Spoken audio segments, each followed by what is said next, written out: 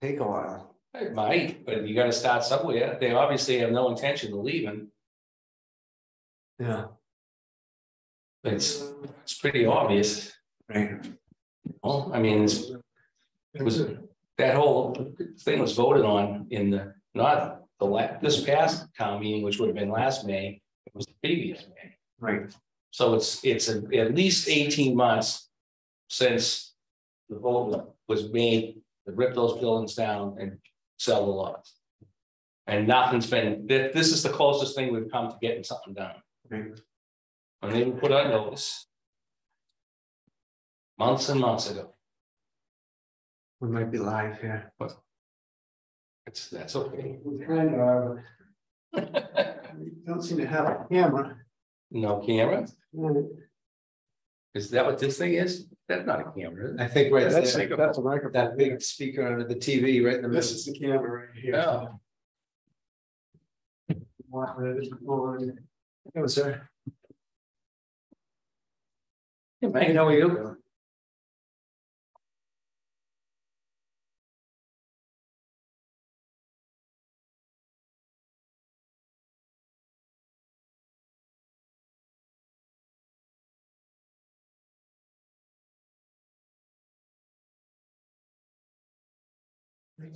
Switch. Sorry, no meeting, no camera.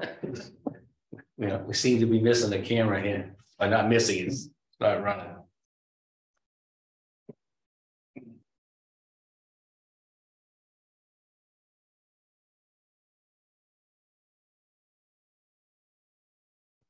Fine. All right. This has nothing to do with it. That turns the TV on. Dan, can you hear us? Oh, he's muted. He's muted. It looks like. Yeah, he'll unmute. Yeah, I can hear you. I can hear you. Can you see us? Nope. Okay. There's probably a button with a camera on it somewhere that I had to do the same thing a moment ago. Like are you on the top edge of the computer's keyboard? There's all those function keys. My function 10 is a camera. I had to tap it to turn it on. That's a good try. We can try that.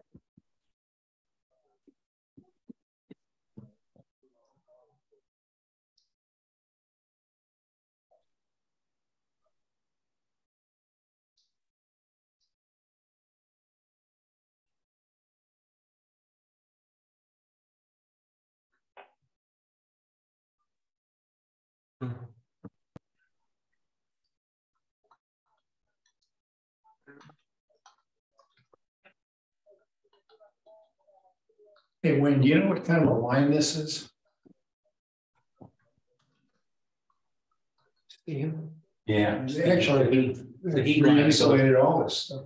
Yeah, it goes up, you know, it does the whole building. It's pretty vintage. Yeah, State of the art. yeah. That's what it is. Well, it's fresher than it used to be. Yes. Let me see if I just click.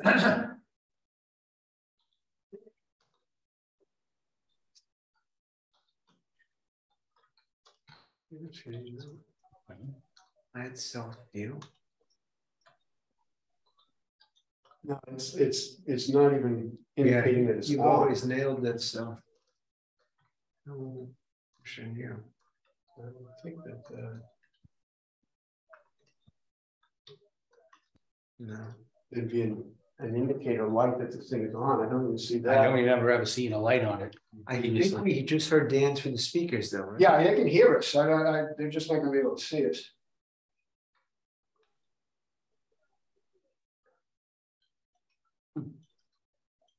Yeah, and is there an issue as far as the meeting without video? No, you get as long as they can participate. They can yeah. They speak English. Participate verbally. It's fine. And we're not gonna worry. And we have no documents to show, I imagine. No. Yes, sir. Just for giggles, see that line that says stop video? Yeah. Click on that, see what it brings us. I'll start it. Yeah, well, do something. I mean, I don't know. Jump start. I don't even, you know, okay, what is Ready that to giving go? you? Wait, this. Paulie, Go with that one. There it is. Hey, there it is. Wayne, you're a genius. Outstanding. That's what I do with my computer. I just click everything. Town of Nahant needs an IT department. He's got Which it right one here. does something? Okay. 7:05. All right. I'm looking on the screen just to see if we have any more members on the screen. And I don't see any. Or John or, No, and I haven't heard from anybody. All right, well, it's 7:07 and we're gonna call the short-term rental committee meeting to order. I'll start with the previous meeting. Everyone read the minutes? let's see. Steve you weren't in the first one. Well, we've got two meetings here that we go back to 7/27, and then before that, we deferred September 13th. Marie was not here, okay, on that one, so we're good as far as the meeting was going for the 13th. For the 13th. Yeah, Okay, so I'll entertain a motion to accept the minutes of the meeting on the 13th.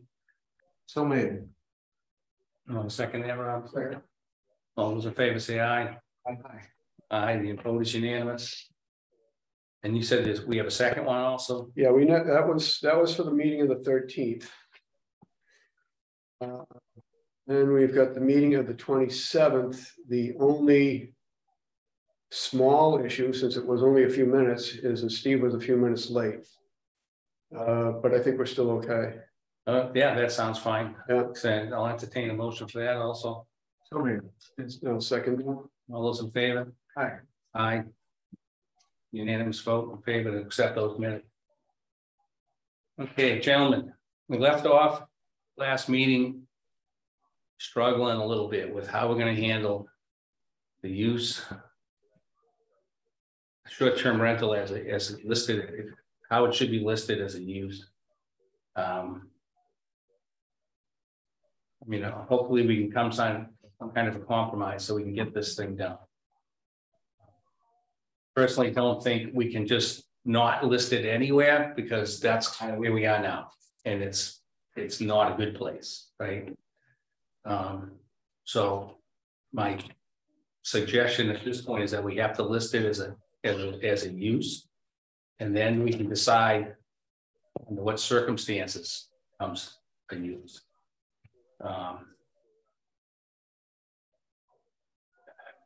I have in front of me, just because I've been looking through so much paperwork from other towns. This is Lexington. And then what they've done. Oh, there. So anyway, so what the town of Lexington did is they just amended their zoning bylaw. Yeah, lost me out.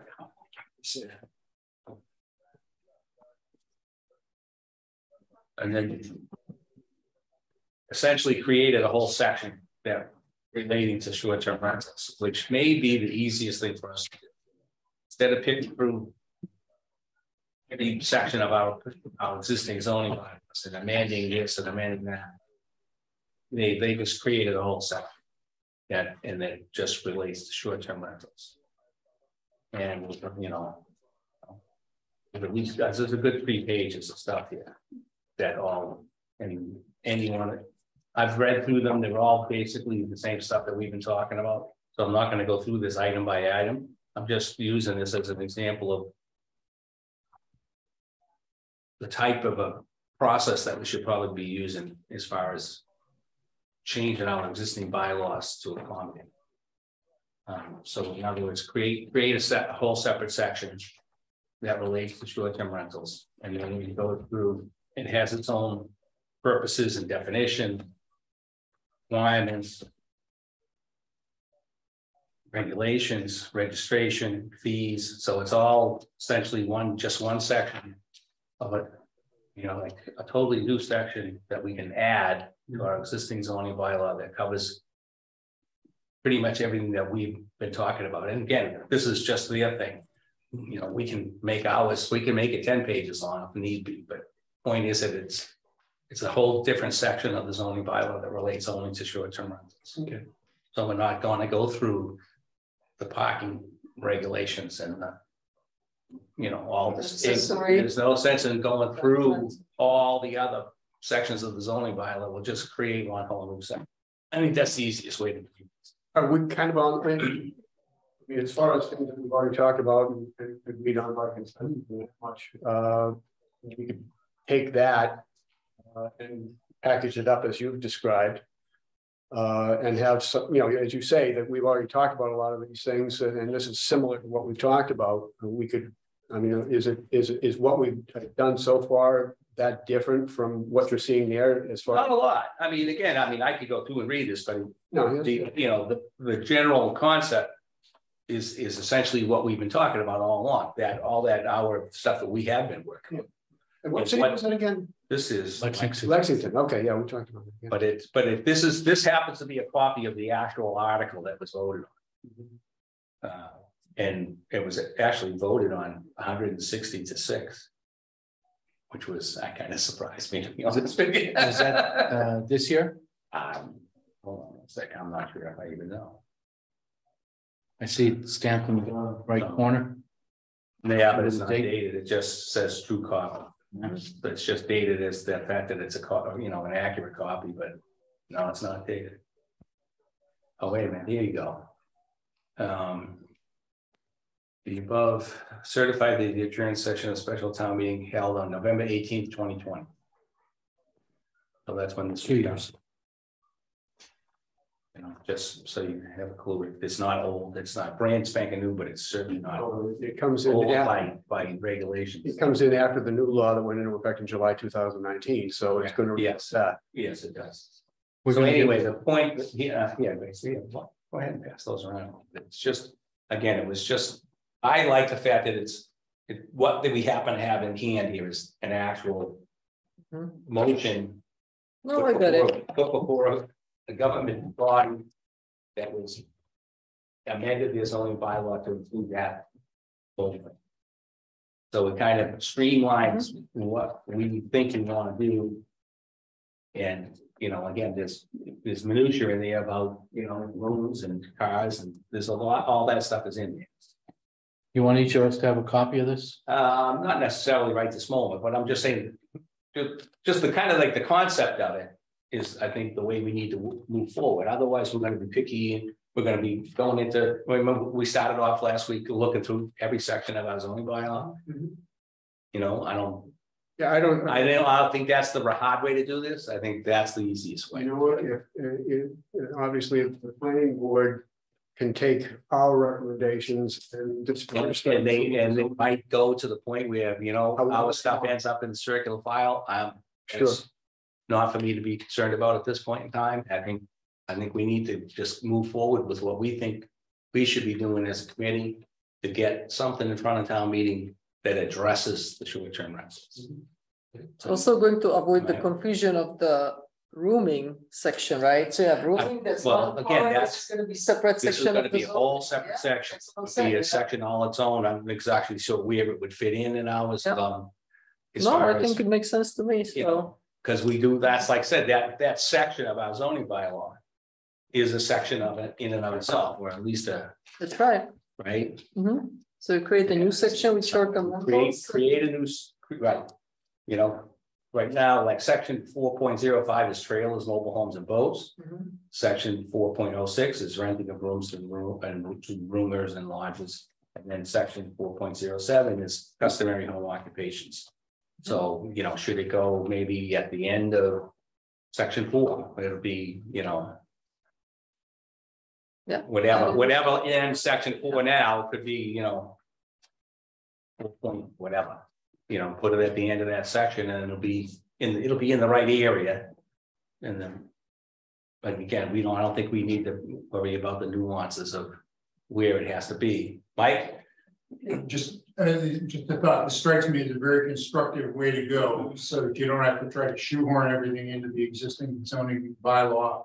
The thing I would suggest you consider very carefully is how a very careful definition of when this new section applies as compared to the remaining sections of the bylaw.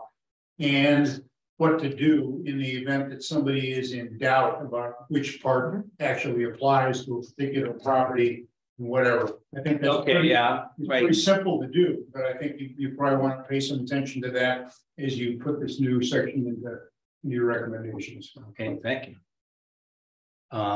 So what's your thoughts?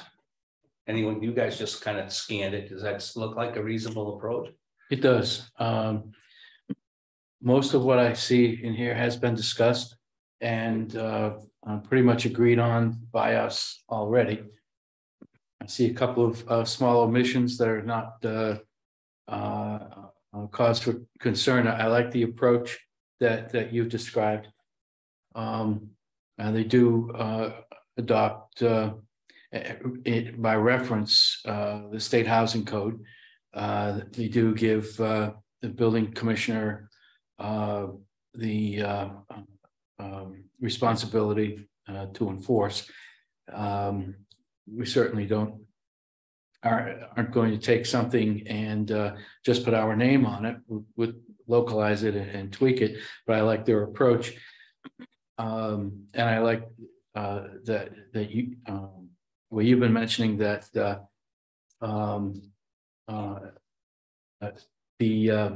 having a whole different section of the zoning bylaw would seem to fit what we've been attempting to achieve. You became aware of this just recently. No, I've had it in my file for a while, and I've, last few days been going through this pile of paperwork saying, who can we learn from? I guess more than anything else. And I've been looking and looking and looking. I go, you know what? This is the one that makes the most sense to me. I have Revere, and that theirs is an ordinance, and because it's a different type of government than our City, yeah. So they just developed an ordinance that covers this situation. City of Lynn just, it made a new rule. City council sat down and said, these are some new rules for something. I mean, they can do that because that's their form of government. We don't have that luxury, right? So it just seemed to make the most sense to use that as a guidepost and work with it, tweak it. I think it's workable. I think we can make that happen. Yeah. So I guess then what we would want to do sooner rather than later is to kind of decide what's the stuff that has to be there. How much minutia do we really need to put into this paperwork? Before we adjourn or after the meeting tonight, one of us can go to a copier and make sure that each of us leaves with a copy, review it, and come back in 2 weeks with something that we hope is further along the road.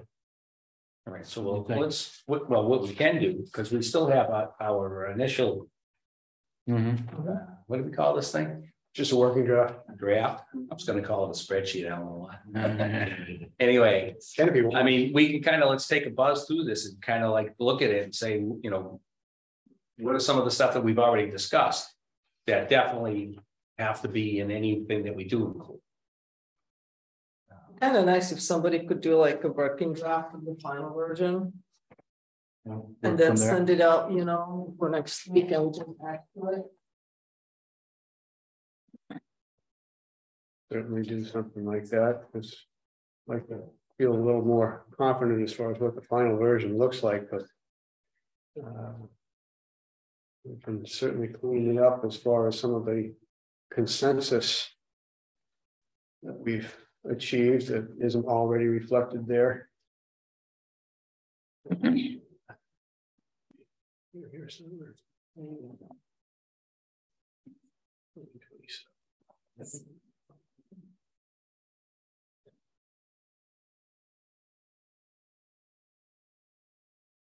So what do we want to do now? Well, I guess before we have to, every one of these different things that we've gotten from different cities and towns and the ones that we worked on ourselves, they're all just a little bit different, right? Some have this one version of regulation, others have different. I think that's what we need to tweak it as far as let's pick the best pieces. Or the ones that work for us, and then just get it down. I mean, like I said, we could theoretically go through that document of one thing at a time. And say, okay, well, that applies, it doesn't apply, what to add to it. I mean, we already have this working draft of stuff that we've already walked through a few times. Yeah. Right. So in other words, that what I'm showing you is essentially just a piece of paperwork that says this is what we need. The beginning of that is the lead in that gets us to this. Sure. Yeah. Right. So do you want to just go like box by box and say, okay, this is what we discussed, are we okay? And then you can mark it as final. And then we can just add it to the final version. I mean, if that's, I think what's, I don't know if there's a better method to get it done. We've got that, and we've got this. We're going to read through that and compare it to this. I guess that would be the first step, or we can just read through that and check it off as far as what we agree with, and basically it would be starting all over again. And well, that's okay. we've got a lot of stuff here that we've already agreed to. Yeah. In essence, I'm not saying it's a bad thing. I'm just, if a fresh start will get us to the finish line faster, then I'm okay with it. But it's we do have. Don't forget, guys, we already received like proposed bylaws or regulations, whatever you want to call it, from the short-term rental owners. So why don't we just start from that? I mean, that's kind of, that's a draft. Nobody's saying we should take it as it is and run with this, but that's something that we can just take a look at and start checking off the boxes. Okay, this makes sense, this doesn't, and that can be the draft that we actually use. So it was Right here. and I remember doing it, and somebody worked out with it, so. You want to distribute this? Okay, so this, I got you. I know we all received this. I don't know if you have email it printed. to us.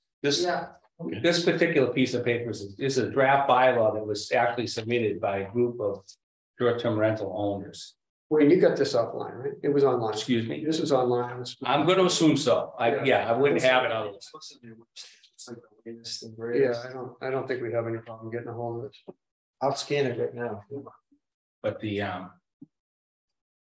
so this was the document that was submitted to us. And it essentially follows pretty much the Pretty same. much, yeah. You can make some tweaks to it, change things, add to it, but it's a decent draft to start. It's very similar language Yeah. to what you see in there. It's a little more vague on some of the stuff. There's not a lot of particulars in here, but the concept is the same. STRC. There you go. All right, we all have that in a PDF. Thank you. In our emails. We live in amazing times. Yeah, I guess you could say that. Amazingly good and bad. I say that every day. Yeah, let me ask you a question. You mentioned before that you do health inspections for other towns, not just Yeah. Nahant. Yeah. And that you occasionally get requests from folks using short-term rentals for housing code enforcement. Yes. What town was that? Rockport, okay. They do have some bylaws or regulations, right? To me, doesn't matter. If this is a housing complaint, it's the state housing code that gets enforced. Yeah, but my question is, do you do preventive, what is it called, inspections, or just react to complaints? Both. Okay. There are communities, including Nahant, Mhm. that have bylaws or ordinances that require that every dwelling unit be inspected by Board of Health, Public Health Department, once vacated and prior to reoccupancy. Some, as Nahant and Lynn do, call it a certificate of fitness. The smartest property owners in Nahant call for a certificate of fitness inspection. I say that because it ensures that the unit is not only inspected, but this certificate means that it has met the minimum standards of human habitation. As the subtitle of the housing code. So does Rockport do these inspections for short-term rentals too? Because what I'm trying to get at is that you can help with, the requirements or whatever those inspections look like, if that needs to be written into the bylaws or. I think this is a good point that you are bringing up. The Nahant certificate of fitness bylaw was adopted prior to any awareness of discussion of promulgation of short-term rental units. So it is not mentioned in the Nahant's bylaw. But correct me if I'm wrong, that current regulation, certificate of fitness, is theoretically issued in between every rental in the town of Nahant. It's supposed to be, right? Is that where that's supposed to be? Every dwelling or dwelling unit, yes. Right, so. And how many do you get for, let's say, a year? Those requests for health inspection?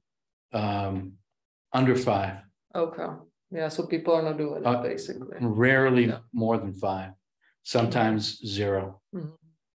And properties are exchanged and rental units are vacated and reoccupied at a far greater rate than those who come to me for certificate of fitness inspection. Yeah. All right, so that's what I'm like trying to figure out, right? With these requirements, we need to implement something that is enforceable. Because if we're having issues enforcing the long-term rentals, health inspections, then somebody needs to be able to enforce whatever we put in those bylaws. Well, I think my first impression of how to make this enforceable is it would be like an annual registration and inspection. And if you don't get inspected, you don't get your registration. You or can't, biannual or something, well, whatever term, And annual might be a little too strict. I know I'm not looking forward to the workload. Point being that, someone that owns a 2-family home and doesn't call John's office to get an inspection between tenants isn't really in any trouble, unfortunately. Right. Right. When something happens and, we need to. I mean, for all intents and purposes, it's a great thing to say you're supposed to get this inspection between tenants, but there's no real penalty. That's right. And we've discussed in these meetings that we should anticipate that the same will occur with short-term rentals. But we first come up with a town bylaw. We first come up with an attempt to standardize an approach and have it be equitable. And we go through those who are smart enough, I'll emphasize again, to register their short-term rentals and have them be inspected and all that.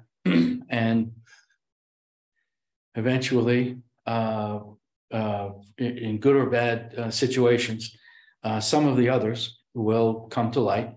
And we're not looking to be the short-term rental police, but Wayne and I deal with situations that come to our knowledge. And I'm not interested in making it making this be a punitive exercise.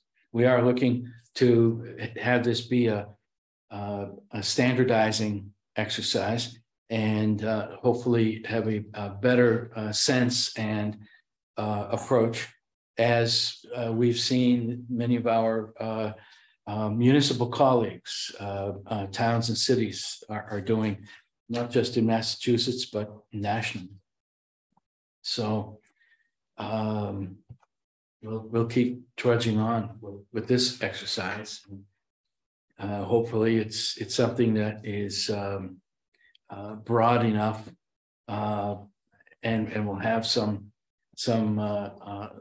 parts to it that we can look to say that we tried and that it is equitable, and if need be, can be changed in the future if it needs to be.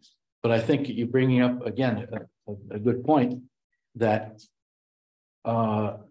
we should not lose sight that we have this fitness program, which has positives in it and some opportunities of omissions, and we should expect the same thing, as I said before, with the short-term rentals. I'd like to add, though, there was a time when there was a robust approach to certificate of fitness inspections. We were sent monthly a list of changes of billing for utilities. That was by the electric company. There came a point where they stopped doing that.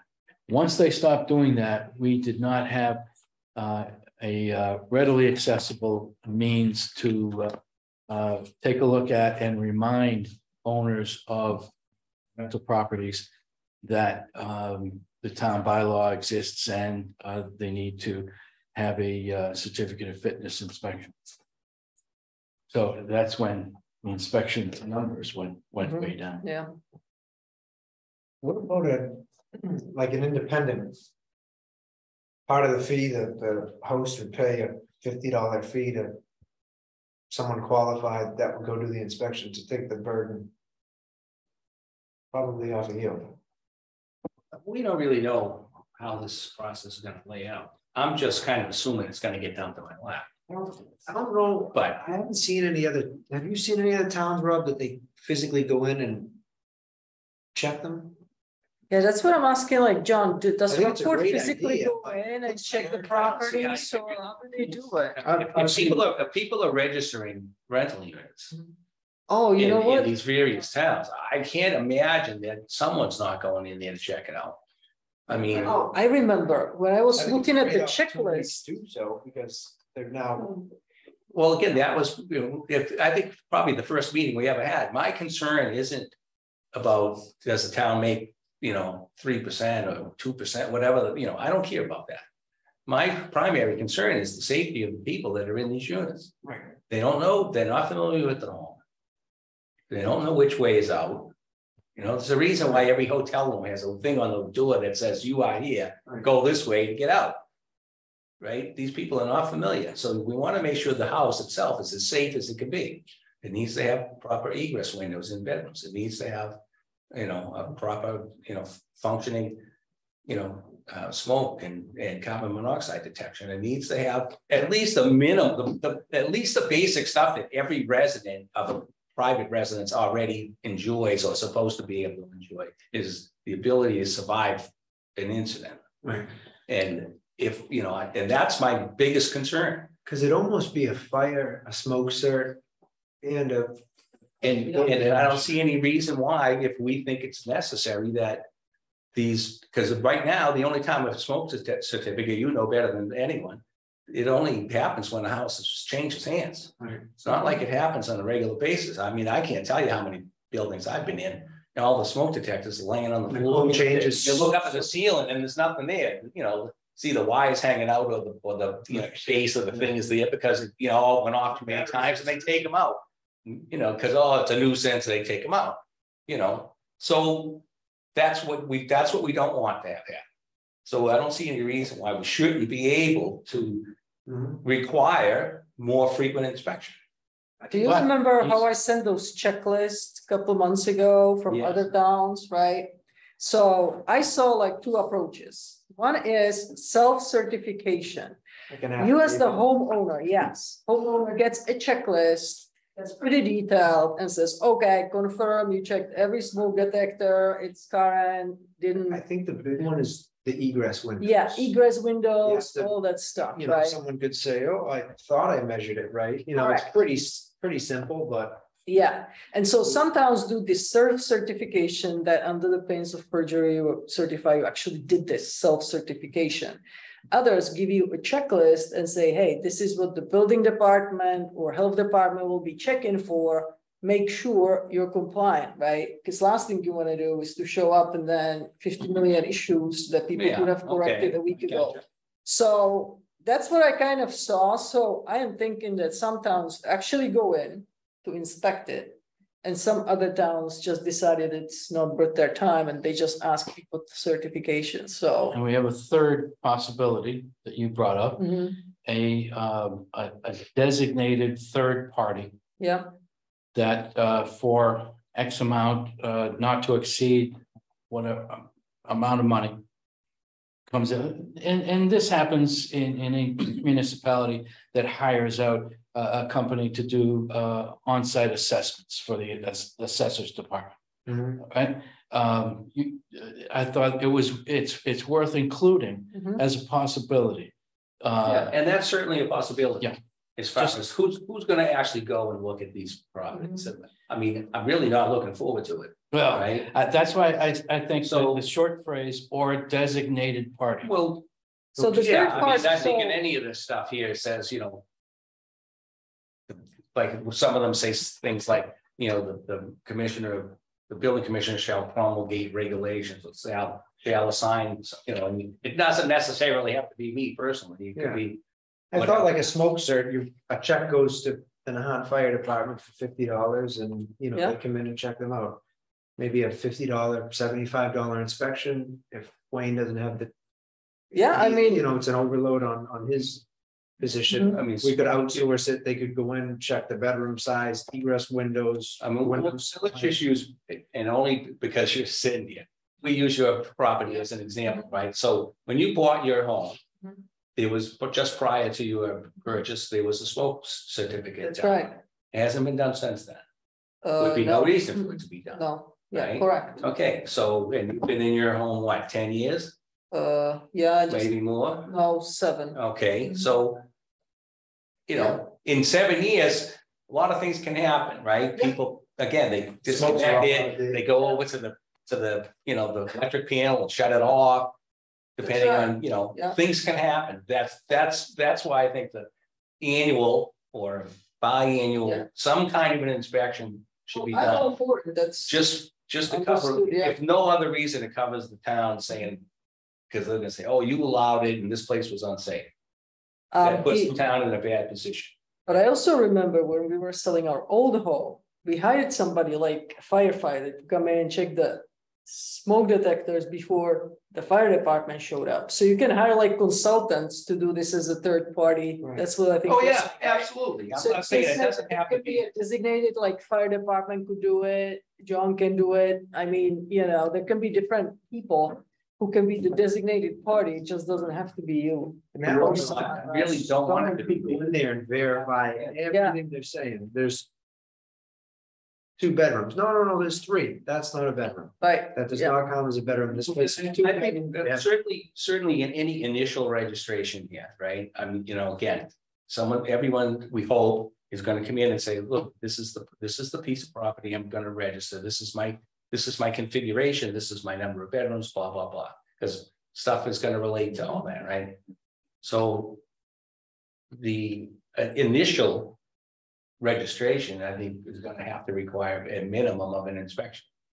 And it's gonna come from every nuance, from the window to the smoke, is there proper signage on the front of the building, so people even know where the hell they go. Handrails. I mean, Mhm. theoretically, it's in the building code that every building shall be numbered, there's a minimum size, blah, blah, blah. You know that doesn't exist, Mhm. right? And certainly being a firefighter, you know that identifying a piece of property is important. When you're running down the street at God only knows what speed, you want to know what house to stop. It's a big difference for ambulance runs. Yeah. Exactly, right? Especially for ambulance runs, because there's no fire coming out. the windows. But the point is that those are the things that at least in the initial. Sort of whatever title you want to give it, there should be an initial inspection that this. One is a legal dwelling unit. 2, yes, it has X number of bedrooms that have, you know, legal egress. So forth and so on. I don't think that's a lot to ask for someone that wants the thing, right? So when you do like regular inspections for houses, new homes, Mhm. whatnot, Do you always do it? Does your office do it, or do you sometimes outsource that to like a consultant or somebody else? You do it? This is the one man show. okay. As I am. Yeah, okay. Yeah, So- well, it's a small town. Yeah. I mean, you know, I mean, it's not even enough work for someone to actually be like a full-time person. I mean, you know, I'm doing 4 or 6 hours a week. No, so that's Some what I'm weeks thinking, more, like, some weeks less. if there is a consultant that you can outsource that to and people pay for, then you can just say, okay, you know, this is somebody we certified. And that may very well happen. Right, it At can some be point. building inspector from you know, town, whatever. I didn't want to do it. $75 fee to. Yeah. It's, Well, let's get back to. well, right, we kind of got off topic a little bit. It's going to be enforced and having the option of a designated third party Mhm. is something that we as a group are willing to consider writing into our proposed bylaw. Yep, I like that idea. Sounds good so far. So I'm not sure where to go from here, because now we've got our initial layout, we've got those pieces of paper, we've got this one that was handed to us. Do we want to? Do you Do we want to wanna start go with through this, them? just add to it? Because what we can do is to just say, okay, do we agree with this or do we not? Do we want to add to it? Do we not? And kind of start adding to this document and just move on. Well, I think if we're gonna do that, I would rather use that one, because Okay, that's an actual bylaw change. all right. So let's go through this. That was proposed and acted on. Okay, Right? So. All right, so there was I won't give you the zoning chapter so forth, because it's relative to Lexington. All right, so it starts off with the purpose. Now, the purpose of this section are to provide a process through which certain residential dwelling units and bedrooms within dwelling units may be registered with the town of Nahant and used as short-term rentals. Number 2, provide health and safety standards for short-term rentals. And number 3, provide for the orderly operation of short-term rentals within the town's residential neighborhoods. So then we have a different section now, definitions. So we're going to get the definition of a short-term rental. And in this particular, we have a state definition, which we'll incorporate, but I'm going to read this one just because it's in front of me. Any rental or residential dwelling unit of a residential dwelling unit or a bedroom within a dwelling unit in exchange for payment as residential accommodations for a duration of less than 30 consecutive days, but not a bed and breakfast home, hotel, or motel. Short-term renter, any person or persons occupying a dwelling unit or a bedroom within a dwelling unit as a short-term rental.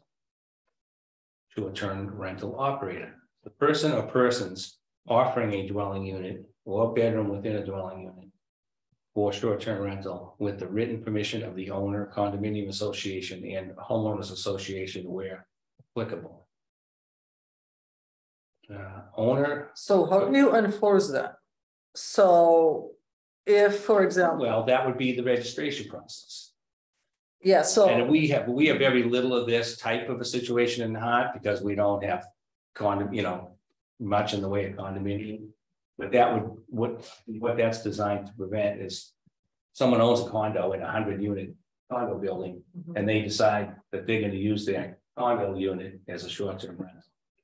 Right, yeah, I get the. Which may very condos, well yeah. be in violation of the condo documents, Yeah. blah, blah, blah, right? That's You know. important.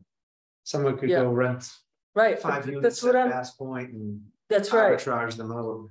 But my question is, when somebody submits an application for short-term rentals and they say, okay, John Smith, this is my address. Right, Now the town is gonna go back to the registry of deeds to verify that this person actually owns the property. What happens I when don't you think we own? need to go that. We'd probably just use The the, assessors. we guess we don't have to go any further than the assessor's office for that, Yeah, okay. unless it was like a recent, change. I mean, that shouldn't be that difficult to Yeah, figure. but that's the expectation, right? When we say that people will have. Well, you approval, certainly don't expect people to come in here and act literally lie about who owns the building. Yeah, I know.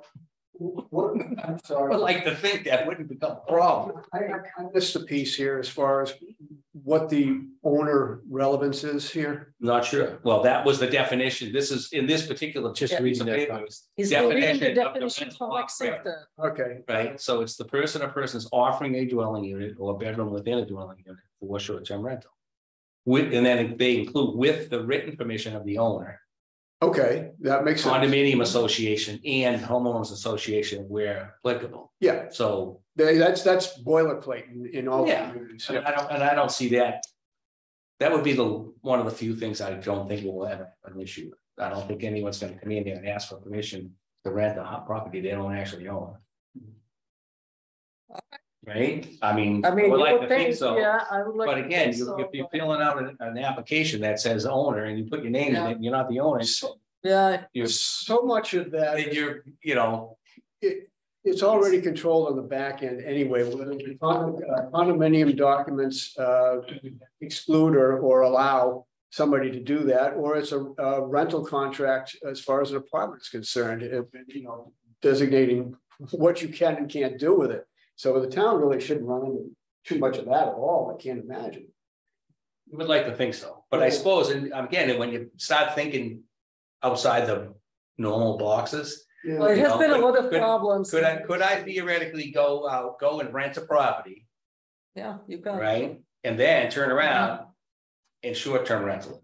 Well, As a you just said the magic word, arbitrage. It's a big thing all over the country that people are doing exactly that. Sure, subletting. Yeah. Yeah. It happens all the time. Unless the landlord is. Well, but savvy that's enough to why put this that in says- lease, there's no stopping it. Well, right, okay, so. It has to be. So if somebody's foolish enough to just rent something to someone without any language in it that prevents its subletting, then I guess you're diving into your own misery. Yeah, I don't know how that, if it were to happen, I don't know how that comes back and compromises the town in any way. I mean, that would be between the property owner and the person who took out the lease. Well, yeah, that's what I'm Well, saying. So maybe why there's would something- the town well, there need might be to something we can throw in. that there is like help to owner's prevent- action, not right? sure, Right, Just as a reminder, sure. okay, all right, so let me jump down another notch here.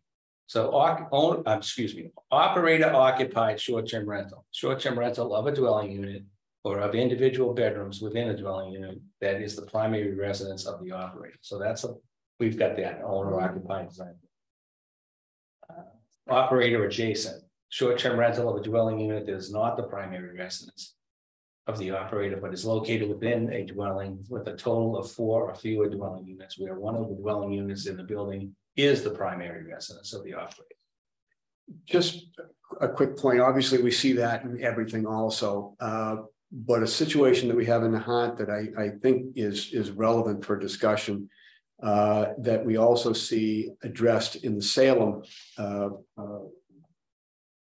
short-term rental Go ahead. stuff is operator adjacent with respect to another dwelling unit that's located on the property with the owner's dwelling unit, not necessarily in the same building, 2 separate buildings. Okay, I just throw that out for the committee as something to consider, because I think that is something that I would be favorable toward. I don't know, but I haven't seen it addressed in any place but Salem, so I'm just mentioning it now since we're talking about owner adjacent.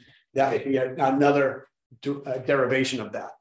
so right now, the town of Nahant doesn't distinguish from use purposes.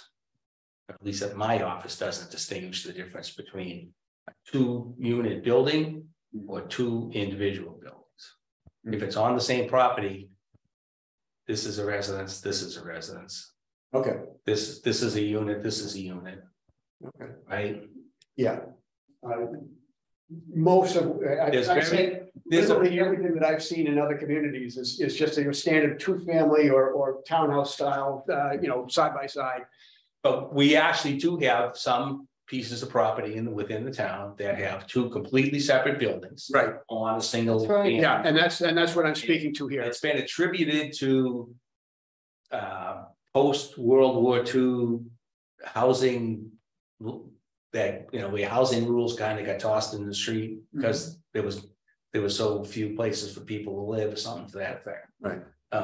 And it just never reverted back. Yeah. And there's a few, not a lot, there's a few in town. I have no reason to say that it's not okay, because we, you know. Right, I'm just, We have, you know, it's not like they're producing an occupancy permit from 1945. And, you know, if it's been in existence for more than 10 years, it's pretty much nothing anyone can do about it anyway. no, I'm just saying, let's have it on the board as far as something to think about, as with respect to the owner adjacent equation. Okay, so okay, so let me bring you down to another section. So now this is a section that's titled requirements. All right, owner occupied or operator adjacent short-term rentals are permitted as an accessory use to a permitted principal residential use subject to the following requirements. No dwelling unit or bedroom within a dwelling unit may be used for short-term rental except in compliance with this bylaw, okay? 2, following dwelling units may not be used as short-term rentals. Dwelling units designated as affordable or otherwise income restricted, which are subject to affordability covenants or are otherwise subject to housing or rental assistance under local, state, or federal programs.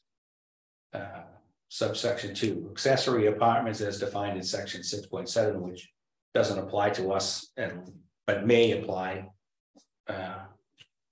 That's another whole topic that the planning board has been discussing. And subsection 3 is any dwelling unit in violation of the state sanitary code. I noticed this document mentions the state sanitary code there. Yes, it does. But not the building code. But it puts the building commissioner or building inspector in charge, but does not reference the board of health. Yeah, yeah. Yeah, we've got that in our draft. Yep. Right. Yep. Yeah, we said we're gonna say building code and health code compliant. Yeah, I'm surprised they don't mention it. Yeah. I think maybe that's kind of given if you have a house or an apartment. Applies, but who knows? Okay, so let me go down. Number 3. All short-term rental operators shall register with the building and zoning office prior to short-term rental use and occupancy in conformance with, and then it references another section. Short-term rental operator may make available no more than one dwelling unit for operator occupied short-term rentals, which may include the separate short-term rental of no more than 3 individual bedrooms. I'm not sure if I'm already confusing myself here. And one dwelling unit for operator adjacent short-term rentals, which may be rented only as a whole unit to one party of short-term renters at any one time, and may not be rented as separate bedrooms. So the gist of that is, at least the second half of that is, you can't, if you have a separate unit, separate dwelling unit, like a second apartment, you can't take that separate apartment and then spread it out into separate bedrooms for individual people. You can do that within your own house, but you can't do it in a separate dwelling. Yeah, I we think talked this says about you that. can't do it anywhere. It might say that, but And that's pretty. no, because it wouldn't apply to owner occupied, right? It says a short-term rental operator may make available no more than one dwelling unit for an operator occupied short-term rental. I think they mean like, if you live there, you can't rent out Which may, two separate parties or. which may include the separate short-term rental of no more than 3 bedrooms. So it, right? So it's my house. I can theoretically rent 3 bedrooms, right? In my single family home, I can rent 3 bedrooms, or I can rent the whole house. But I can't, if I have a 2-family house, I can't live in this unit and rent out the second one as individual bedrooms. If I'm not, Yeah, okay. right? Does that sound right? Yeah, that sounds good, yeah. Verbo actually states that. I read that the other day. Verbo says you cannot. It's only entire. Well, I don't want to say house, but you can't- that's the platform. Correct. Isn't Verbo I guess one of the calling cards is the fact that they don't rent anything that's owner occupied. It's all. Not anymore. Isn't that That used kind to of be, their mission that used to be statement? the spiel, yeah, You yeah, got the place to yourself. Yeah, yeah, right. exactly, Yes, yeah, right. yeah. I That used I to was be- under the impression that was the whole thing. Was yeah. you know, if you go to Verbo, you're renting a house, you're not renting the room. Right. in a Right. house, you're renting a house. Right. That was the, Yeah. that was the issue there. And I'm assuming it's still. That's a marketing. I think their ad is something like, what would you want to share your vacation with someone you wouldn't want to share your house with or something? Something to that. Okay, so let's go down. Number 5, short-term rental shall be limited to parking of one vehicle per lawful bedroom in the short-term rental. And we discussed parking a couple of different times. And didn't you I say don't think that that's we have, unreasonable. we have zoning requirement, 1 parking per house? Well, we have different rules, obviously, right? So one of the, any single family home has supposed to have 2 off-street parking Okay. spots. That's not really a lot when you think about it. It could be a big house, right? Yeah, some apartment, some And houses. even, don't and have then that. if we go to that section that we discussed the other day, at the last meeting about the renting of rooms. And that section says, if you're renting rooms, you have to provide a parking spot for those people. Yeah. Right, so I'm, so a good compromise, I think, in the middle is to say you have to have at least 1 available parking spot for each bedroom that's being. Mhm. I don't think that's overly burdensome. Yeah. If you rented 3 bedrooms, I'm gonna expect 3 vehicles to show up. I'm No? kind of on the fence on that one. Really? Basically, I think. Well, I think personally, I think parking is gonna be one of the issues. I absolutely That the agree. neighbors are gonna be concerned about. No, I'm in Yeah. 100% agreement that there should be no on-street parking. I'm 100% behind that. But I'm also, How else do you require the? well, I'm looking at it as saying the parking must be sufficient to for all guests to park their cars. So maybe it just needs to be reworded, so it doesn't necessarily tie it to the number of bedrooms, tie it to. You've got to have Some parking other- there for all of your guests, legal parking, One way to shape, not on your front lawn, legal. well, you know, Yeah, okay, But having the capacity doesn't require the tenants to park off street. Correct. Yeah, and the homeowner, if they live there, should be parking off street too. exactly. Well- I'll be parking my car on the street and renting, Yeah, I well, do my house. I would word it in the sense of in addition to. But not basically what you're, however So we word it, you Okay. convey the message that everybody that's gonna be staying there has a parking space, a legal parking space off the street. Right, That's right, but having a legal parking space doesn't mean you've got to use it. Doesn't prohibit you from parking on the street out of convenience. correct. Just, I mean, not that it's a big deal, just that. No, but that's, I mean, well, I agree with you 100%. I don't know how that is enforced because anybody can park on the street.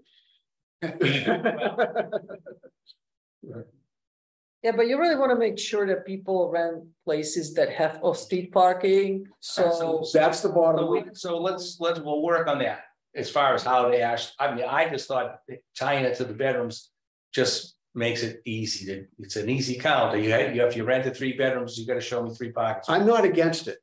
I mean, I'm not against it. I'm just saying that there are other alternatives, and I just want to mention it. I mean, basically, if you want to tie it to the number of bedrooms, that's fine. I think people will come back and say, well, you know what, if I get 6 people that are going to stay here and I've only got room for 2 cars, then I guess I'm not going to have 6 people here. That's like, Well, I mean, I'm just, like I said, from the get-go, parking is definitely an issue here. Absolutely. I don't think in any of our tighter neighborhoods. Yeah. That, even though I have this big house, I might not have any place to park. Wayne, you know as well as You know. anybody that there are places down in the Fast Point section and down by the Bayside where there is no off-street parking. Yeah, For the right. residents or anybody else. So how? So that's what so if somebody wanted to take one of those buildings and turn it into short-term rental.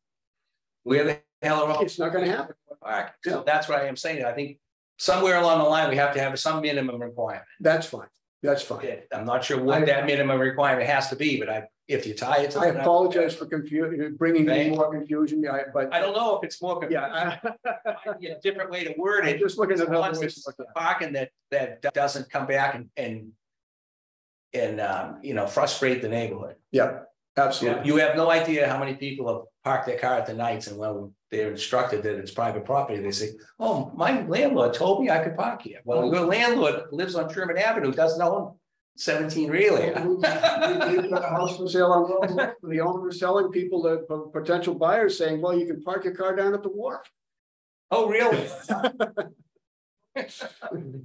Well, like I said, people, you know, Go by Bailey's Hill. How many of us residents park there in that small parking lot every right. day? But anyway, So, that's what yeah. I'm saying.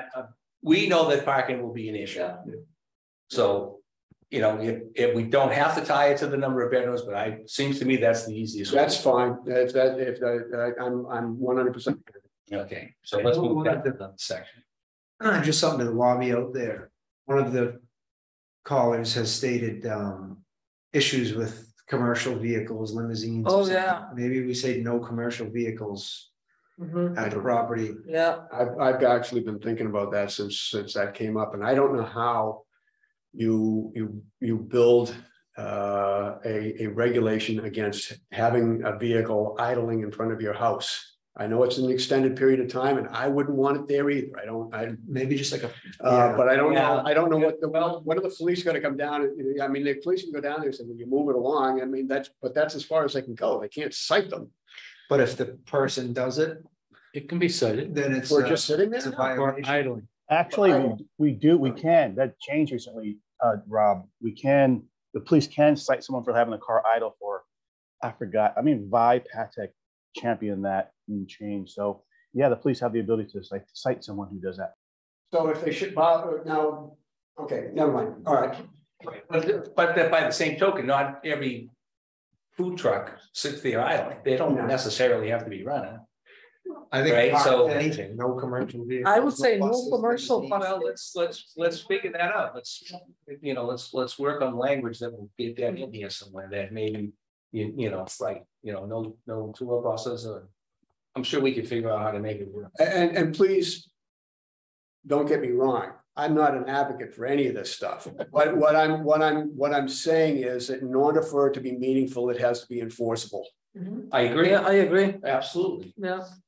All right, so let's So move what down. about Go ahead. saying like no commercial vehicles parked at short-term rentals? And is that something that's enforceable that people can track? There's language in like, kind of what they went for with the Uber. It's just a drop off. Mhm. If you want to take an Uber, Yeah. a limousine, walk out, get in it and drive away. It Yeah. cannot sit there. Like the airport, you can stop and you better jump out of the car Nobody And can roll. stop at the airport. in somewhat of a motion. Mhm. Otherwise, there's Yeah, no- yeah, there's because no then you get buses party sitting out buses and all sorts And of if you do it, nuisance. If there's a bus there and there's a complaint, it's a violation and Police can cite them. violations. Who's licensed? Well, if there's a bus in front of any of these properties, they're probably gonna be breaking more than one rule. But you can have these party things for the weddings. I saw like the trolley bus driving around Nahant like a while back, a couple of months ago. I'm like, what is she doing here? What is that buggy that drives around town now? It's I like a don't know. wagon. Yeah, That's been around for years. Yeah, Really? that pops up once in a while, sure. Yeah, it's just a horse, Yeah. horseback carriage. He wants to tweak that or find some language that will work for that. No. Okay, all right, so let's move down another level. Short-term rental operator or their agent shall maintain an up-to-date log of all occupants that occupy the short-term rental, which shall contain the occupants' names, ages, and dates of commencement and expiration of each short-term rental period. The log shall be available for inspection by the town's Board of Health and Department of Public Safety in case of emergency.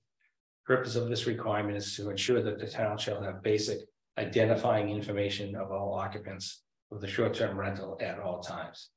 so Is that a little overreach? yeah, I think that's overboard with the age. That's personally identifiable information. I don't think. Maybe just the booking. Yeah, the name of the host. Booking information. Yeah, booking information. That's something that the websites. Number of guests. Yeah, number of guests. I mean, I feel like that's reasonable. And that's what is made available to us by Airbnb or Vrbo. You don't get people's age and all this Yeah, I think personally age would be a little identifiable information. It's a little overreach and nobody should care about that as far as I'm concerned. But the rest of it, Yeah, name, address, It's done. phone number, and dates here. So the rest of it is done for lodging houses. Yeah. It's standard boilerplate. Yeah, and we see it and we're seeing it more and more in other communities, and I think a lot of it has to do with the fact that it's so difficult to get information out of Airbnb or VRBO. They really don't want to share anything, so you gotta grab it on the front end. That's okay. Yeah. All right, so number 7 is short-term rental operator must be current with all taxes, water and sewage charges. I agree with that. I would like to think you shouldn't have to write that down, so I suppose you Look can. at 911, whatever that is. Yeah, you would think. Okay, number 8, all short-term rental operators shall maintain liability insurance appropriate to cover the short-term rental use. Number 9, during any period of 7 or more consecutive days, when the short-term rental operator is away from the dwelling unit, an operator occupied short-term rental may be rented only as a whole unit and not rented as separate bedrooms to separate parties. Okay. So Did that we whole kinda thing cover comes that already back in to like, we talked section? about it, right? I So, would say forget the 7 days, that should just be 100%. Not enforceable. Yeah, as soon. Yeah, right. As soon It's as you- very, well, As soon as, yeah, I mean, basically, there's two things. One is that you really can't track the dates when somebody's there, when their guests are there or not there, unless, if they're there all the time, if you just require that they're there all the time, then the purpose has been served. And we've talked about how the building code points to the need for a resident family in a home that's rented to up to 5 bedrooms in order to be compliance there. So in each case, I think you make it much cleaner if you just say the owner, operator, resident family, whatever it is that's in, occupying that building as a principal use has to be present when an accessory use such as short-term rental is occurring. yeah, and so then, that's what I told you, that then you're gonna have issues with emergencies, right? Life happens, people have families out of state. If somebody is sick, parents are dying, you're just gonna go. And I do use short-term rentals all the time. And I like to have some certainty when I book that people won't be canceling on me a day before arrival, and then I'm scrambling for accommodation, right? So for these reasons, I think people are saying like 7 days, where you have to account for not only, do you think there is going to be an issue if the homeowner is not home, but really, if something were to happen, the homeowners have to go out of state for a couple of days, whatever the situation is. And sometimes people travel on work on short notice. What about the guests? Are you going to be required to cancel all of a sudden? And people are reading this wrong. Yeah, I think the purpose of this is to make sure somebody's there that the town can contact. This states if it's an operator occupied unit. Yeah. And the operator is going to be away for 7 days or more, he can't break the bedroom. Yeah, that's right. That's what it says. That Yeah. should be 100% of the time. Yeah, that's You can't right. break That's what apart a unit, whether you're there or away at all. So Yeah, we already said that, but I think Yeah, we this- discussed, and you didn't attend that meeting. Rob, me and Wayne were part of Well, that we'll meeting, just- and well, we talked about this like rule that people should not be away from their home if they're owner occupied. And what happens if you have to go, away? And so I think the other way to handle it is that you have a local friend who becomes the property manager of some sort. And if something were to happen, people can contact him or her. Or, emergency happens, the fire department, police department can contact somebody who is in town, who can be reachable, right? So a lot of owners wouldn't want to be away from the home because, there can be heat issues, water issues, this breaks, that breaks.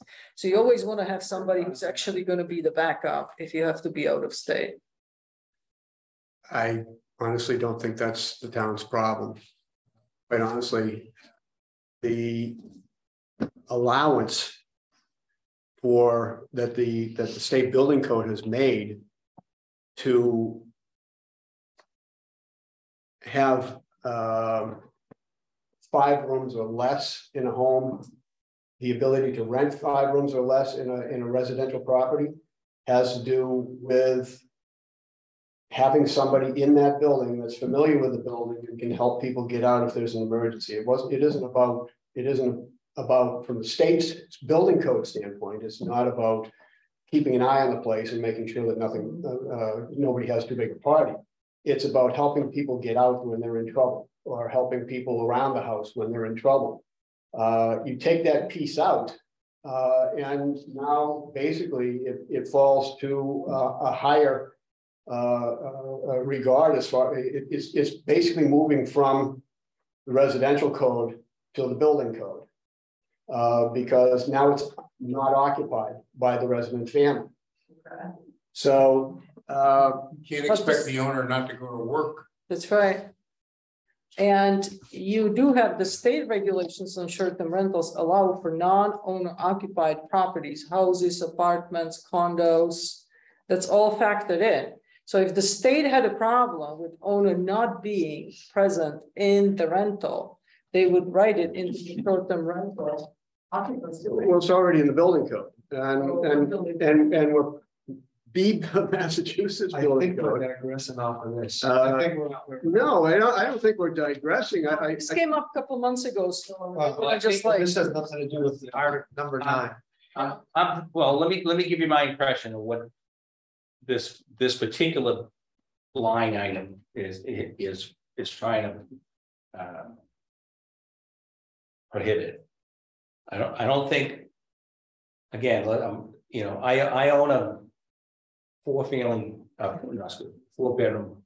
unit, right, a house building, where I have 4 bedrooms in my house. If I'm there and I have 3 separate people in 3 separate bedrooms, all coming and going at different times, then I'm there to Manage it, know that what's going on, right? If I'm not going to be there, who's running the circus? Well, yeah. Right? And I mean, it's No, one I thing to agree not with be you. there for a day or two, I suppose, right? But if this is just a single family home that we're talking about in this particular instance, right? Then I'm probably got a code thing on my door so people can come and go.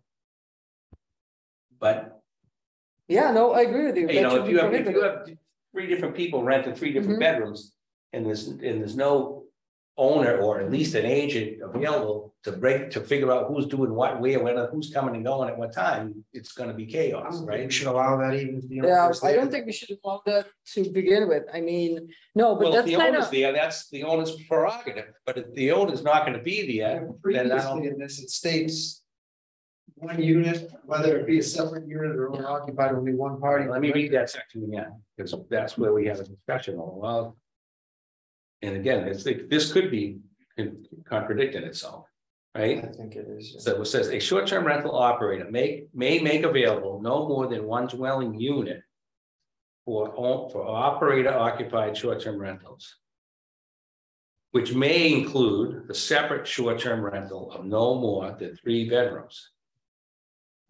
Then it says, and 1 dwelling unit for operator adjacent short-term rentals, which may be rented only as a whole unit to one party of short-term renters at any one time and may not be rented as separate bedrooms.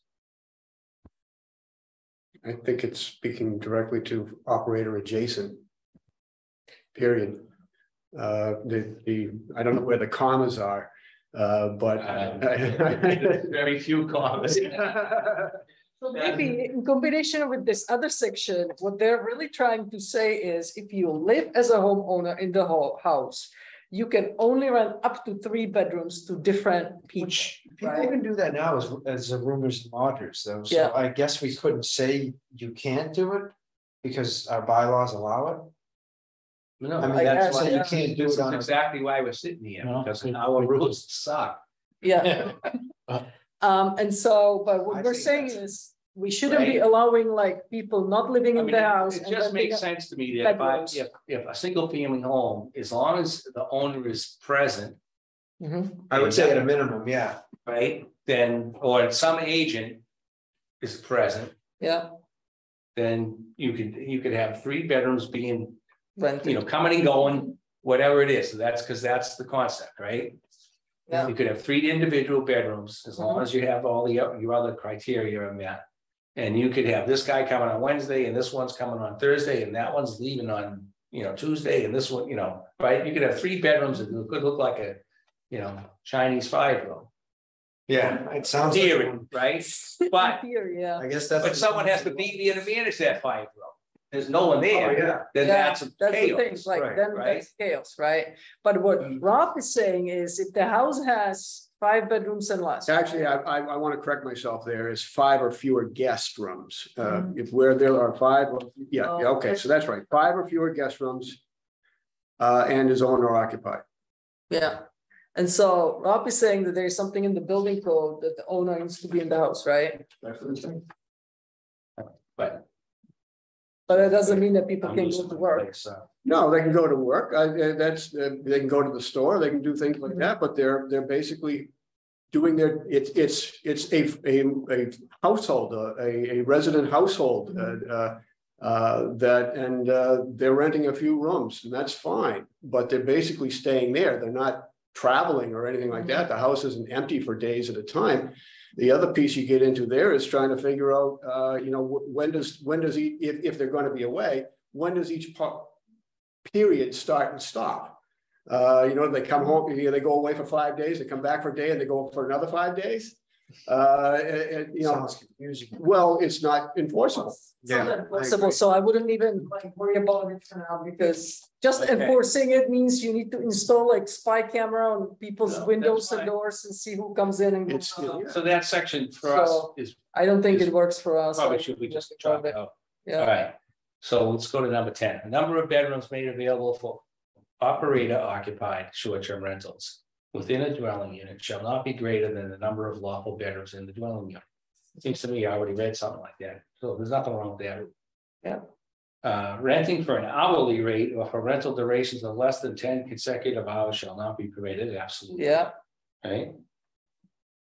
And this is one's confusing. Maybe someone help me out with this one. Short-term rentals shall not exceed in the aggregate 120 consecutive or non-consecutive calendar days per year when the short-term rental operator is not occupying the dwelling unit during the entire term of the short-term rental.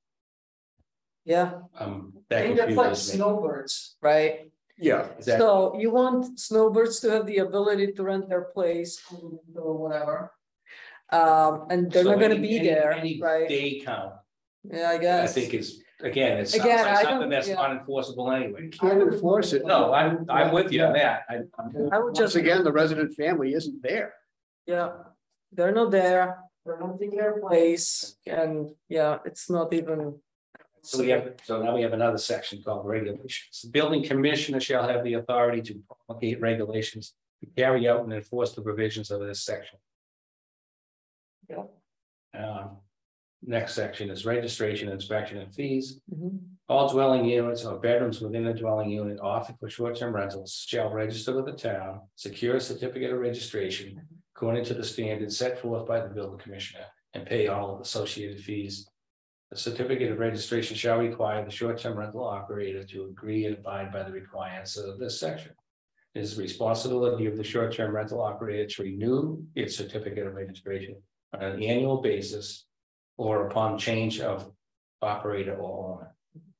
Prior to issuing or renewing a certificate of registration, the building and zoning office, I guess someone has more offices than we do, shall conduct an inspection to verify that each dwelling unit or bedroom within a dwelling unit to be rented to short-term renters meets the requirements of this section. And building code. And building and health code. We can just keep saying it, maybe it'll get dug in a bit. And then the units shall be annually reported in the short-term rental registry for a fee set by the select board.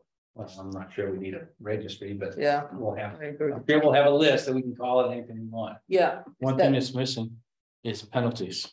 An enforcement process. Yeah, Enforcement is mentioned in Yeah, that last no. section.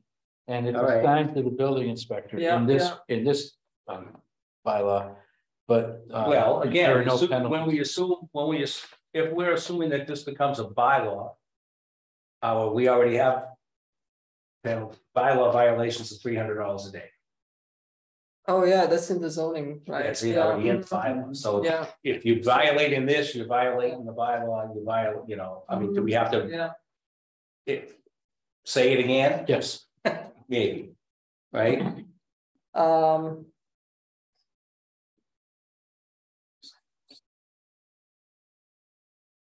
Is that everything that Well, we talked about? No, I'm sure it's not. Yeah, I'm pretty sure there's more. But that was a good start. Yeah. So.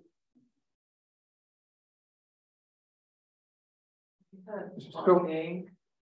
Fee, what Right, would do we- the fee be? What is the fee generally for your health inspections, John, like $50 or? 30, 35. Oh, Did I read anything in here about the commercial businesses, No. commercial uses? no, yeah, oh, yeah, we talked Right. about it. We need to put We- no commercial uses in there. Right, so we have that in our work, we have commercial It's not meetings in and there. uses are prohibited, Yeah, right? So we want to add, we want to make sure we have commercial uses is going to be in there. yeah, I think we still need, and we also need to add a line item in here about the boats, tents, tree houses. yeah, What about, campers. I don't. We can add it, but it's not necessary because it's already excluded by at least the health code, the housing code. In theory, it is. Oh, no, not But- in theory. The health Yeah, code, well, section. not both. 410. Not boats and not Health code campers. doesn't Yeah, I regulate. might save you a phone call or two if we threw it in there just for clarification. Again, I'm not, The following, whatever, are not, shall never be, allowed to be a short-term rental. as I mean, said, again, I'm not opposed, but Well, the again, section we're 410. already dealing with this whole concept because our bylaw doesn't specifically ban this use. So if we don't specifically ban something, someone's gonna come back and say, well, you didn't ban it, so therefore it must be okay. And the zoning bylaw says I can live on a boat in the harbor over the summer or something, It right? already says you can live on it. Yeah, it already says you can live on a boat, so that's part of like, what if we bring a boat in and start renting that out as an So, experience? yeah. Again. I don't like the idea of chopping down more trees to do more paperwork, but I think for a line that says these are not allowed. Yeah, Will probably save us a headache down the road. It's big. I'm hearing, Too, as far as you know, is concerned. if you Can't could get just- to them, they can't get to us if it's an injury or something like that. if you could just reference like the house, use the house number, anything that's not a legal address. maybe there's something else we can do there. I'm already hearing about people freaking renting their pools. I don't see how should be Oh, legal yeah. in any way, shape or form, but that's I right. don't know how you would regulate it or ban it outright. Yeah, I do. Oh, well, okay. Any pool on any property being rented otherwise compliant with this bylaw must comply with section 105 CMR 435, And which what is does the that state tell? swimming pool code. So, right, a private swimming pool is exactly that, private swimming pool, Until until it's a public swimming pool. or semi-public. All right, like down the street that with the new fence issue that we. We have 2 semi-public swimming pools that I permit in Nahant.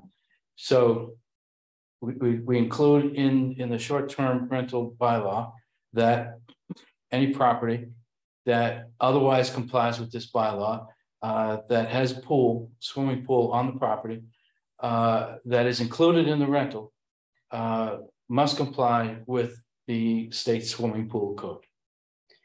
I think we should expand that to even the property. Well, I think Someone we could, on the ocean, could rent out their yard to host a wedding. That's And then right. Rent out the Well, house. that's already, We've already. that's already not allowed under our existing code. Our existing bylaws already prohibit that. Okay.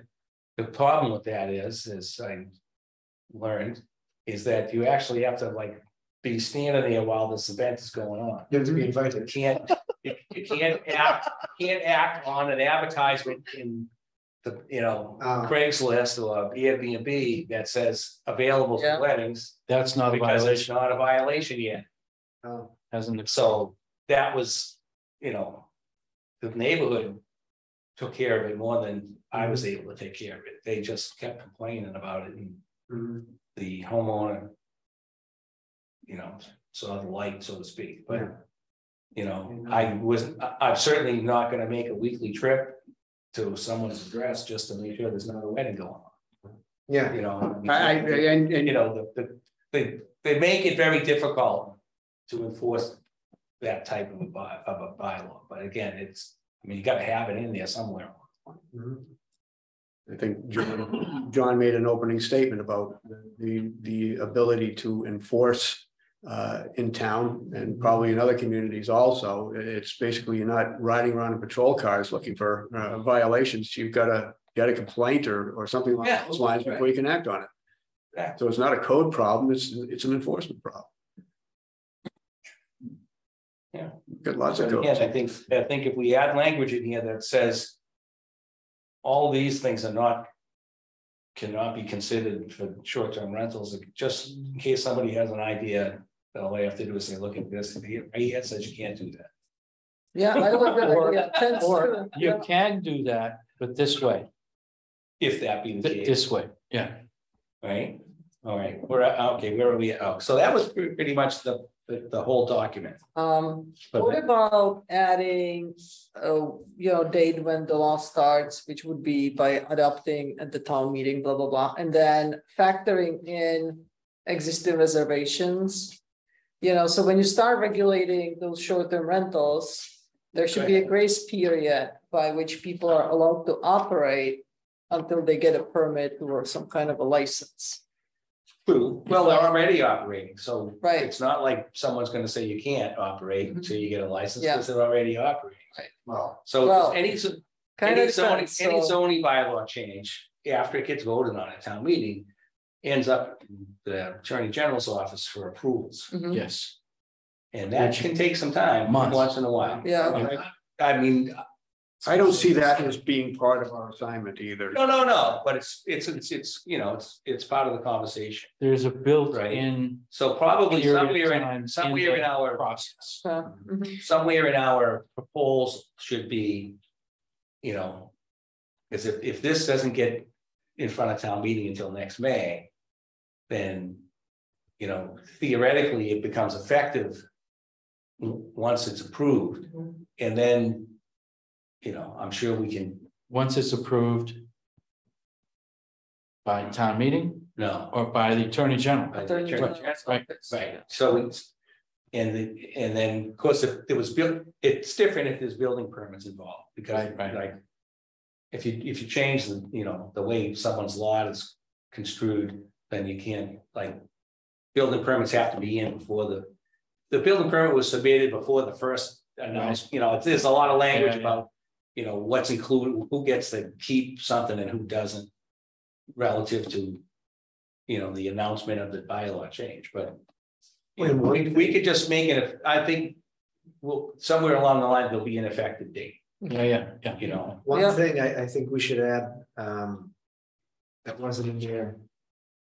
It references registration with the town, but it doesn't with the state, which is the ones who will collect the taxes. I know that's not the whole moral of this game, but. So the town should must be requesting provide- your registration certificate from the That should be state. part of the license Yeah. Which process. Airbnb. License process. These hosting sites do anyways, but at least Yeah. we could say here, Mm-hmm. so we know there's no. Yeah, I would imagine that's going to appear on the license application. That Mhm. would be, I would think so. I don't think that needs to be part of the zoning bylaw, it's gonna Mhm. become. A requirement of the registration process. Which we don't have to address every minutia of that just yet. That can be built later. Okay, so we looking good here for a little while? Yep. Yeah. Should we open up a little? Yeah. We'll open up the meeting to the general public. I see a lot of names, but not many faces. Rebecca. Okay, go ahead, Rob, you want to Oh, me, Rebecca Flecker, Yeah. 345 Nahant Road. Yeah, hi.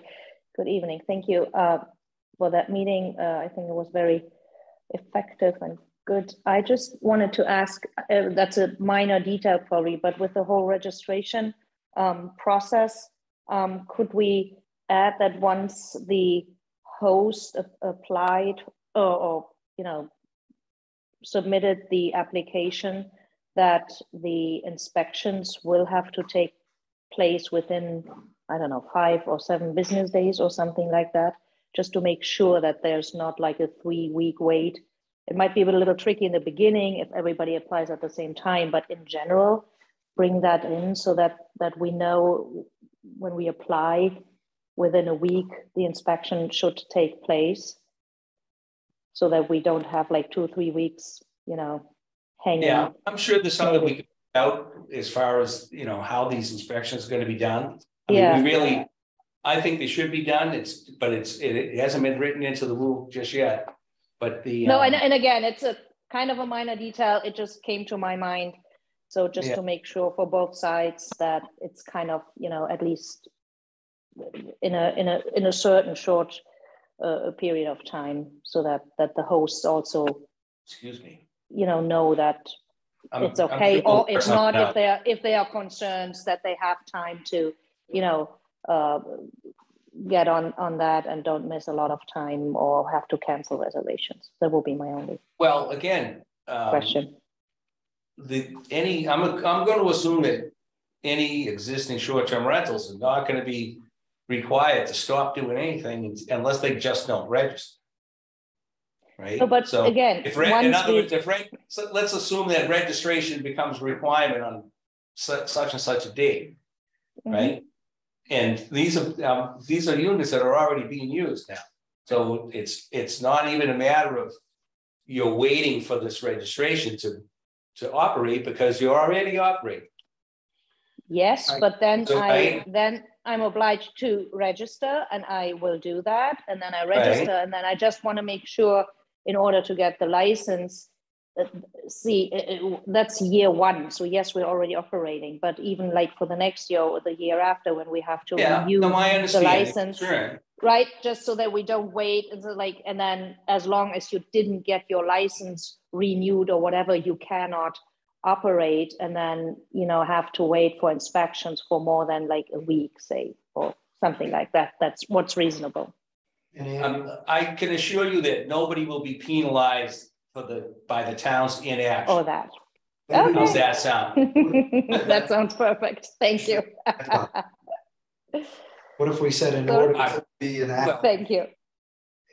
Short-term rental in 2023, you have to register no later than X. We can figure out those details. Yeah, the problem putting that in the bylaw is that it can get hanged up someplace by the attorney's office or whatnot, and then you're kind of behind already. So it's almost like better to say reasonable time, and then let the town handle the enforcement of it. Yeah, I mean, this initial registration is probably going to take place over a period of time, right? Because one, everybody's not even going to know that they need to be registered right away. That's right.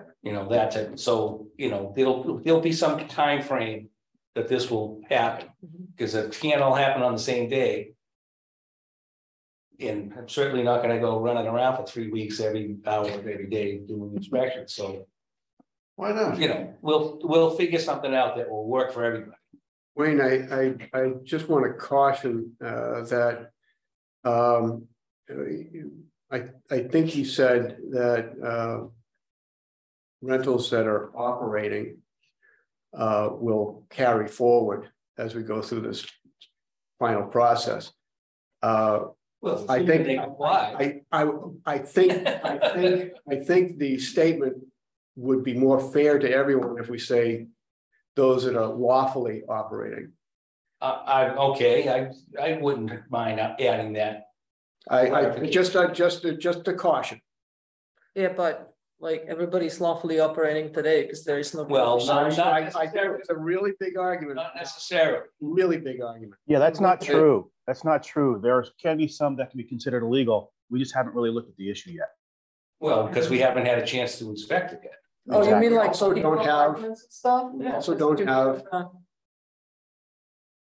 short-term rental as a principal use in the table of use.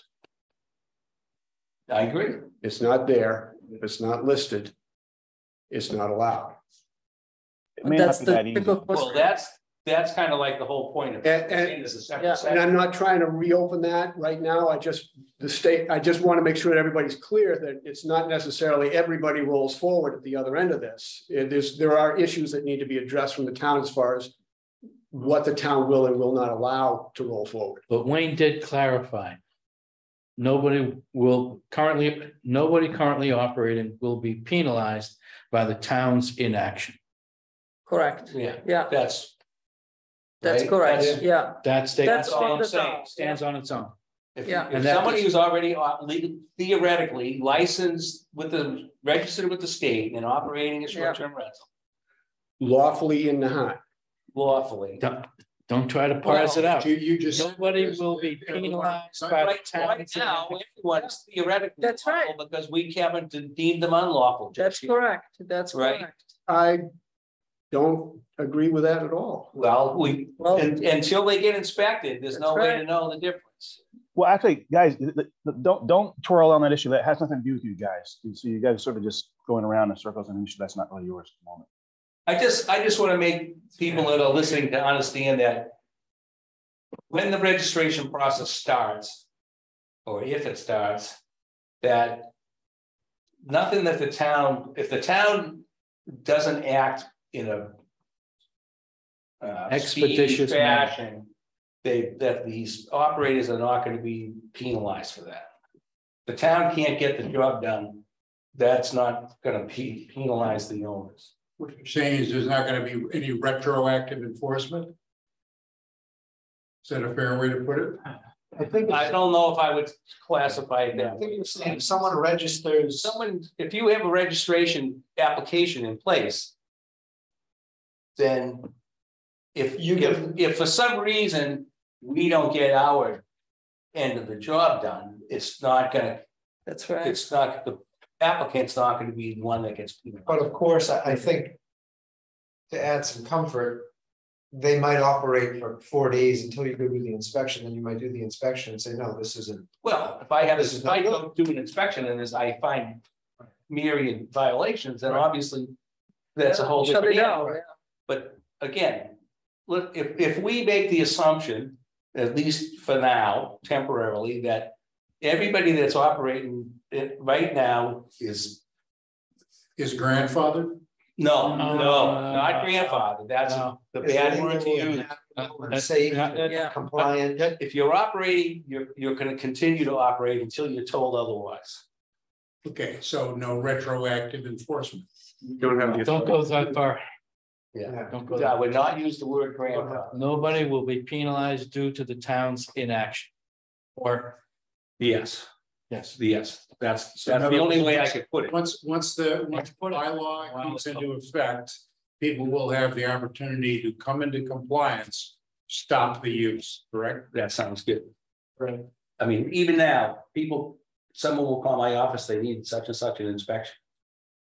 In theory, I've got 3 business days to get there. And if I don't get there, they can continue to work. Most people will wait and then of course, they'll hound me to get over and do the inspection, but. You know, I don't ever penalize a contractor or a homeowner. Because I didn't get to where I was supposed to be. That's my job to get there. If I can't get there, I'm not gonna. I'm not gonna hold up someone's job because I couldn't get there. If I have to, I'll send him a note that says, no, take some pictures and keep working. Because I'm not gonna shut down someone's project because I'm out of town. It wouldn't be fair. So again, the concept of it, I don't want to ever think that the town is somehow holding up the process. If we are, that's our problem, not shouldn't be the owner's problem or the operator's problem. You got one? Yeah, sure. Yes. Bye. Mark, is it Mark? Mark, Big Tech? sorry. Mark. It's Vi. Yeah, so I'd like a definition of a parking space. So say you have half an acre of lawn, you could call that all a parking space. I'm not too No. sure how that works. I'll be honest with you, I don't think there is a definition of a parking space in our zoning bylaw. That's section 6. Measurements. We have measurements, but definition per se, I don't think exists. Guy is looking to exclude people parking on lawns, a reasonable request. Yeah. And we have nothing locally, and I don't know of anything on the state level. We actually do. I think it's section 6. I don't have it. I don't have all that in front of me, but our parking regulations do say you can't park in the front. That specifically, I remember that piece. There is language in the, I don't have it up. Measurements as far as, yeah, Yes. there's even a section on having a visual barrier in some commercial properties as well. Yeah, that's commercial stuff, but our zoning bylaw does have some language in it that says you can't park on the, your front lawn is not a parking spot. So that's an example of the kind of coordination that I flagged earlier on. This is a new segment of the bylaw which will apply to short-term rental, but you want to be careful not to create the impression that it covers everything, because the parking provision you just mentioned of the existing bylaw is meant to still be in effect. So you need to be pretty careful about how you structure the interface between the two. Well, right, we're not looking to overrule any existing zoning bylaws, we're just adding a new one. Wait, how would you define if like a new construction house, how would you determine a parking spot? Because that's required, right? 2 off-street parking spots for a single family? Again, I'd have to go look at it. There's rules in here somewhere. I don't have it off the top of my head. And what? Show me a driveway that, it's pretty easy, it's like, I know a parking spot when I see one. Those two. Yeah, but if you have an Airbnb and you got a big lawn, I mean, it's happening now on Furbush Road. They're parking in the lawn. So I don't know. It seems like you should say you can't park on the lawn. Or what's a parking It's space? already in the rules. You can't park on the lawn. Yeah, yes, It's already in the bylaw. Okay. Okay, good. Going to file complaint and move on. Yeah. Yeah, no, I mean, I know it's in there. I just don't ask me to quote it. Anyone else out there in computer land that wants to ask a question? No? Going once, going twice. Quiet crowd tonight. Going to dinner. Right, okay, we made a lot of progress tonight, Yeah. so let's. We also need to make a decision on whether non-owner occupied houses and apartments are gonna be allowed. That's the big elephant that we've been discussing for half a year now, I think, and it's about time to make a decision. And Nothing in this, what I read tonight would prohibit that. yeah, and if that's what it is, then we keep it in, and then the planning board can do whatever they want with this I'd say. regulation and move on and let let's other keep people our make the options decisions. as simple as we can keep them, and if they want to handle that. Yeah. The other thing you may want to think about is putting down that folks are required to have a local property manager if they don't live in the town. Because we either say you have to be a Nahant resident to rent short-term rentals, or we'll say you have to have a local resident to be your property manager. And then properties that are owned in a trust or by a company, then they should reveal the owner, and that owner should be listed as a property manager. Right, so that if there is an issue the town needs to follow up on, the police and fire department should know who to talk to. And shouldn't be chasing somebody out of state or in town. So are we constructing rules with the assumption that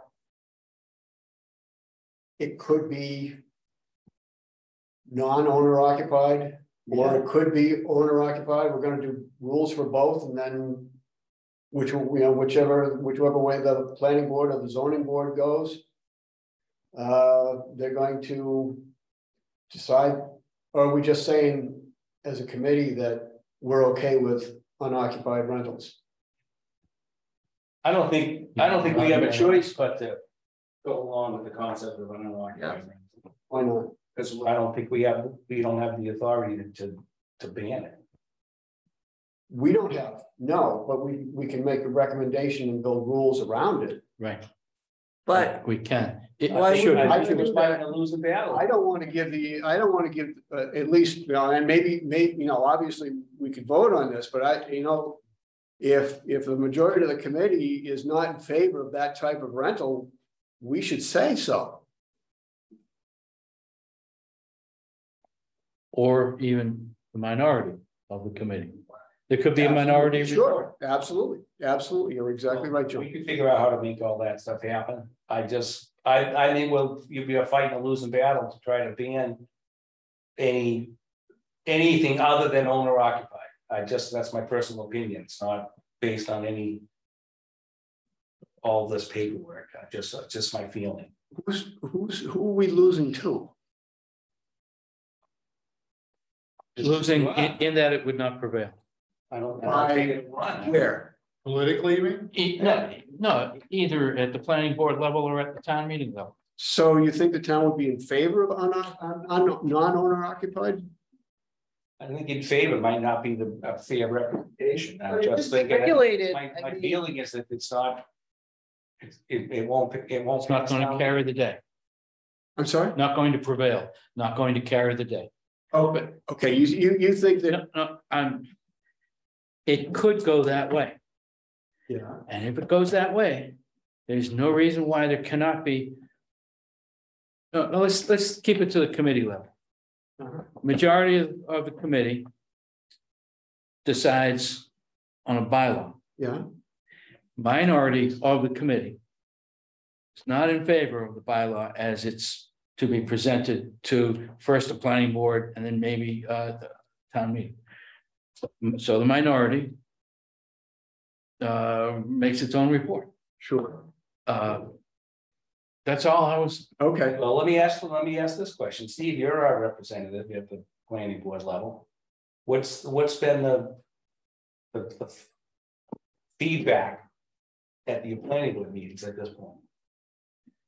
The last meeting, the chair said he's pretty much we're working right now to make a recommendation for, the planning board is working on a recommendation for bylaw language. But I actually appreciated it. They kind of said they were gonna take a back step and let this committee do its due diligence, and So they're waiting for us to do something first. that we're working on the planning board's working on language to for us and say, hey, based upon the public hearing we had upstairs and public comment and general conversation, this is what we see as important topics. You know, but the chairman also said they might take it, they might leave it. You know, I voiced to them, and I'm on both sides of the fence, but I think that this committee is tasked to do this. So if the planning board tells us what to say and then we say it and we send it back to the planning board just to hear their own words, I think what's the point of us? You know, so I've voiced that. We're still charging forward. Last meeting was a full round of short-term I was rentals. going to assume that the public input at their meeting was essentially the same public input we could get. I mean, I saw the list of speakers. It's like the same people we've been hearing from. So Some people in favor, some people against. They hear anything different than. Yeah, we heard, you know, people were given an uninterrupted couple of minutes to speak. We heard about the happy stories, you know, we heard guest reviews, we heard about the nightmare stories, we heard of, you know, people that aren't having a good experience with this process. So we then went back and tried to say, all right, well, you know, let's address the problem that was presented to us individually. We don't have to address the good things. You don't have to sit here and dance around the room. Can these problems be fixed? You know, how can we address these problems? So they've discussed pretty much every single same thing that we are.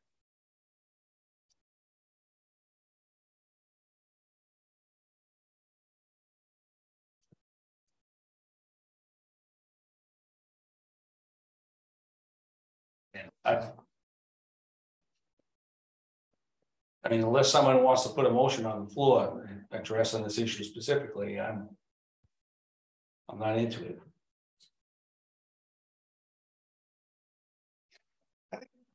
It's great. I think we're running close to 9 o'clock. Yeah. I think we digest this and we make some notes. I distributed out that copy that we worked on tonight. I have a couple tasks to go forward and do, but personally, I think, I mean, we were tasked with creating draft bylaws.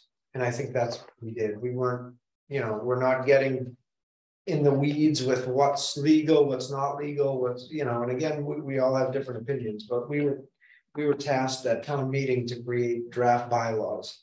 And I think that's where we headed tonight. I'll work on that, the specific issue in between now and the next meeting, which should be In 2 weeks. are we still on that every 2 week schedule? Second and fourth Tuesday. I don't know if that lines up with 2 weeks from now or not. Yeah. 25th of October. All right, before we leave, Go ahead. all right, I'm gonna pass this out. Not for discussion, just for your own reading, and we can start talking about it maybe at the next meeting, okay? All right. Let's clarify the next meeting date. October 25th. October 23rd. That sound right? October 25th. I think the planning board's meeting that night too. Our chair is traveling I next don't week. think you meant to. But I think they've been doing it 6 o'clock, so I'll just jump. I mean, it doesn't have to be October 25th. We can make, it's not like we're not beholden to anybody. Right.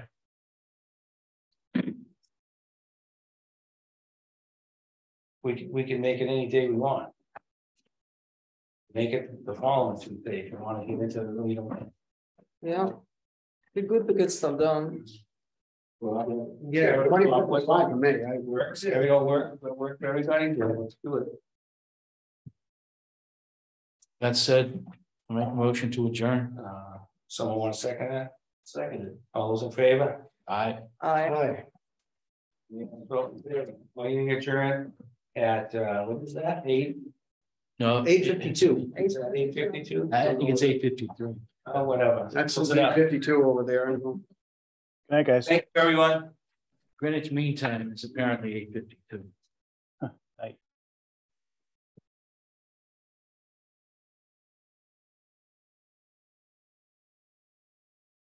Clock on the wall.